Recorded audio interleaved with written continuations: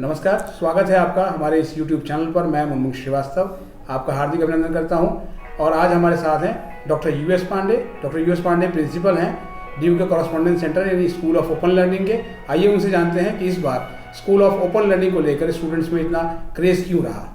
स्वागत है डॉक्टर साहब। बहुत बहुत धन्यवाद आपको। आप सभी को नमस्कार। देखिए, इस Delhi school of open learning इस बार क्या, पहले भी चूंकि दिल्ली यूनिवर्सिटी का कॉन्स्टिट्यूएंट पार्ट होने के कारण और क्वालिटी एजुकेशन प्रोवाइड करने के कारण बहुत सारे छात्र इधर की तरफ आकर्षित हो रहे हैं। स्पेशली हमारा जो कोर्स है बीकॉम ऑनर्स, इंग्लिश ऑनर्स और पॉलिटिकल साइंस ऑनर्स में बच्चों की बहुतायत, जो बहुत अच्छे बच्चे हैं, जैसे अभी इस बार शायद आपको जानकारी होगी कि काफ़ी सारे ऐसे बच्चे जिनके मार्क्स 95% एंड एबव हैं। 90% से एबव तो बहुत सारे बच्चे, लगभग 4000 के आसपास छात्रों ने अभी तक प्रवेश ले लिया है। उसका कारण है क्योंकि क्वालिटी एजुकेशन और जितने विश्वविद्यालय के सभी शिक्षक जो इस सब्जेक्ट से संबंधित हैं, उन सभी का इसमें लगभग उनका यूटिलाइजेशन होता है। उन सभी के मार्गदर्शन में छात्रों को कक्षाएं दी जाती हैं और स्टडी मटेरियल में भी उन सभी का योगदान होता है। तो विश्वविद्यालय की तरफ से जो गुणवत्ता के कारण शायद ये बच्चे इधर आकर्षित हो रहे हैं। साथ साथ ये भी एक कारण है क्योंकि अब छात्रों में एजुकेशन के प्रति एक ग्लोबल एटीट्यूड डेवलप हुआ है। उस एटीट्यूड का मतलब ये हो कि छात्र अपनी एजुकेशन नॉन फॉर्मल सिस्टम के साथ साथ वो कॉम्पिटिटिव एग्जाम्स या और तरीके की कोर्सेज में उनकी रुचि बढ़ी है।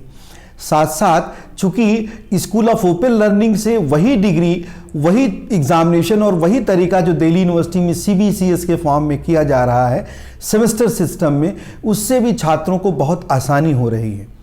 कारण क्योंकि अगर छात्र चाहे तो रेगुलर से स्कूल ऑफ ओपन लर्निंग में और स्कूल ऑफ ओपन लर्निंग से रेगुलर दोनों में वाइसी वर्सा की सिचुएशन इस समय अवेलेबल है। तो यह एक बहुत महत्वपूर्ण कार्य है कि जिसके कारण छात्रों को बहुत सारी सुविधाएं मिल रही हैं। उदाहरण स्वरूप मैं अगर आपको बताना चाहूं तो आजकल online classes school of open learning Microsoft team की सहायता से सुचारू रूप से ऑर्गेनाइज कर रहा है। अब तक लगभग 8000 से ज़्यादा ऑनलाइन लेक्चर्स ऑर्गेनाइज किए जा चुके हैं और उन सभी के वीडियो हमारे वेबसाइट पर अवेलेबल हैं। अगर कोई छात्र किसी कारणवश अपनी कक्षा में नहीं अटेंड कर पाता क्लासेस को, तो वो बाद में वीडियो को अपलोड या डाउनलोड कर करके उससे भी अपनी सहायता कर सकता है। इतना ही नहीं, हमारे पास ई पुस्तक द्वार नाम की एक फैसिलिटी है जिससे किताबों को भी सुचारू रूप से छात्र डाउनलोड कर सकता है और उससे पढ़ाई कर सकता है।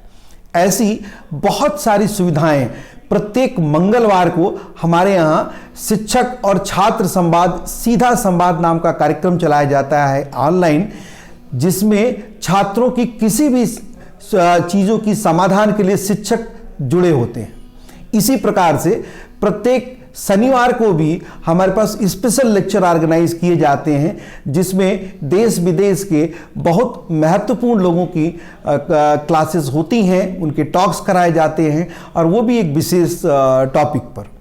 तो ये सब कुछ विशेषताएं हैं जिससे स्कूल ऑफ ओपन लर्निंग अपनी विशिष्ट क्षमता के साथ सभी छात्रों की सेवा में उपस्थित है। सर, इस बार तो पूरी तरह से ऑनलाइन एडमिशन है, लेकिन फिर भी SOL के बाहर बच्चों की बहुत भीड़ देखी जा रही है। ऐसा क्या हो रहा है? ये आपने बहुत महत्वपूर्ण प्रश्न पूछा। इस समय आपको शायद पता है कि इस समय एग्जामिनेशन भी चल रहे हैं। OBE examination, open book examination, 5th semester के एग्जामिनेशन लगभग समाप्त हो गए हैं और 3rd सेमेस्टर के एग्जामिनेशन शुरू होने वाले हैं।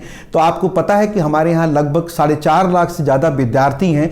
तो ये भीड़ स्वाभाविक कि कभी किसी को एडमिट कार्ड और कभी किसी के सब्जेक्ट्स वगैरह चूज़ करने के लिए ये बच्चे आते रहते हैं। सर, यह है कि कई बार क्या हो रहा है, बच्चों के अकाउंट से पैसे भी कट जा रहे हैं और उनका जो है फी रिसिप्ट जनरेट नहीं हो रही है, जिससे आगे उन्हें एडमिशन में प्रॉब्लम आ रही है। इसके लिए कोई कुछ कर रहे हैं आप?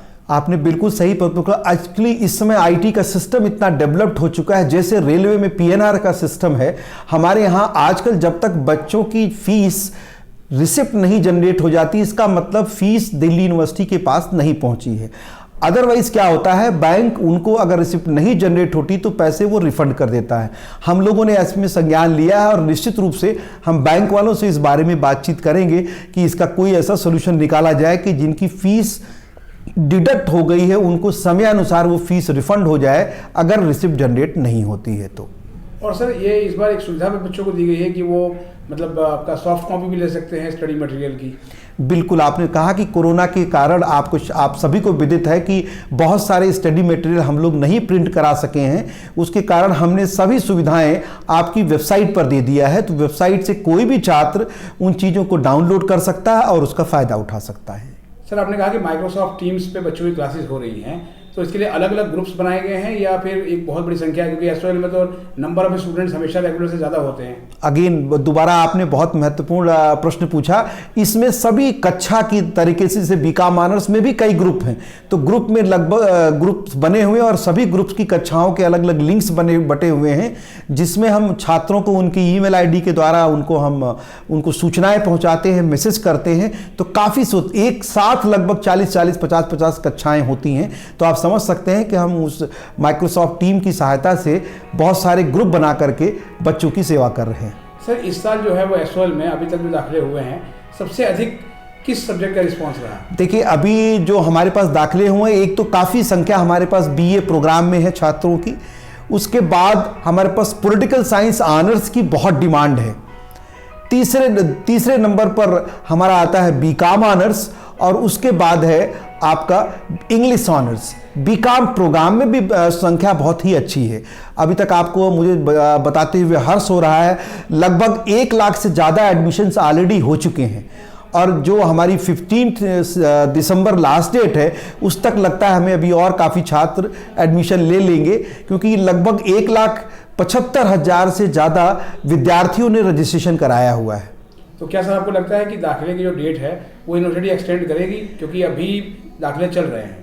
अब ये चूंकि विश्वविद्यालय के परव्यू में आती है, इसलिए मैं इस पे कमेंट कोई नहीं करूँगा, लेकिन अभी हमारे पास ऐसी कोई सूचना नहीं है कि डेट बढ़ाई जा रही है। तो छात्रों से अनुरोध है कि डेट को 15 दिसंबर ही मान के चले और जल्दी से जल्दी अपने एडमिशन को कन्फर्म कर ले। अच्छा, एक सर आपने सलाह दी थी बच्चों को मेरे पिछले इंटरव्यू में कि ईमेल आईडी आपकी अपनी होनी चाहिए और साइबर कैफे के चक्कर में ज़्यादा ना रहें, अभी क्या कहेंगे आप? मैं आपसे दोबारा आपके माध्यम से ये बताना चाहूँगा सभी छात्रों की, जो आपने कहा अभी भीड़ लगी रहती, अक्सर जो छात्र साइबर कैफ़े या किसी दूसरे के थ्रू एडमिशन कराते हैं उसमें अक्सर ईमेल आईडी और मोबाइल नंबर कभी किसी और का हो जाता है। तो चूंकि इस समय ऑनलाइन एजुकेशन के सिस्टम पे सब कुछ डिपेंडेंट है उनके ईमेल आईडी और उनके पर्सनल टेलीफोन नंबर पर। तो हम छात्रों से अनुरोध करेंगे कि जब कभी भी एडमिशन का प्रोसेस ले या कोई भी एक्टिविटी करें तो अपने ईमेल आईडी और अपना ही मोबाइल नंबर इस्तेमाल करें, अन्यथा बाद में उनको दिक्कत आ सकती है। सर आई कार्ड निकालने की सुविधा भी डायरेक्ट आपने कंप्यूटर पे दे दी है, ऐसी जानकारी मिली है? बिल्कुल, हमारी सारी सुविधा ऑनलाइन है। एडमिट कार्ड से लेके आई कार्ड से लेकर जो भी चीज़ें हैं सब कुछ ऑनलाइन। और आज से नहीं, हमारे यहाँ ये सुविधा काफ़ी पहले से, शायद देश का पहला ऐसा इंस्टीट्यूट है जिसने सारी की सारी सुविधाएं ऑनलाइन प्रदान कर रखी है। तो मैं छात्रों से चाहूँगा कि आप उसका भरपूर फ़ायदा उठाएं और जो भी चीज़ें हैं वो ऑनलाइन एक्टिविटी से थ्रू कर सकते हैं। बहुत बहुत धन्यवाद सर। धन्यवाद, नमस्कार।